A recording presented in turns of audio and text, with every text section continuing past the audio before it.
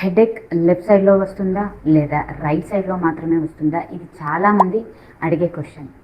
కానీ left side headache అంటే ఒక డిసీజ్ అని, రైట్ సైడ్ హెడేక్ అంటే ఇంకో డిసీజ్ అని అలా ఏమీ ఉండదు. కానీ హెడేక్ ప్యాటర్న్ని అబ్జర్వ్ చేయడం చాలా ఇంపార్టెంట్. మైగ్రేన్ ఉన్న వాళ్ళకి కొన్నిసార్లు హెడేక్ ఒక సైడ్లో ఎక్కువగా ఉంటుంది, మరో సైడ్లో ఇంకోసారి ఎక్కువగా అనిపించేస్తూ ఉంటుంది. Sinus issues, eye strain, lack of sleep, stress hormonal changes, neck muscle కూడా హెడేక్ లొకేషన్ని ఇన్ఫ్లుయెన్స్ చేయొచ్చు. అందుకే పెయిన్ ఎక్కడ ఉంది అని కాకుండా ఎప్పుడు వస్తుంది, ఎంతసేపు ఉంటుంది, ఏ ట్రిగ్గర్స్ ఉన్నాయి అని గమనించండి ఒకసారి.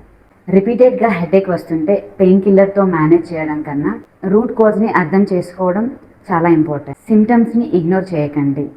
మీ హెడేక్ ఏ సైడ్లో వస్తుందో ఎప్పుడైనా అబ్జర్వ్ చేశారా? రిపీటెడ్ హెడేక్ని నార్మల్ అని అనుకోకండి. సేవ్ చేసుకోండి. యూస్ఫుల్ అనిపిస్తే షేర్ చేయండి.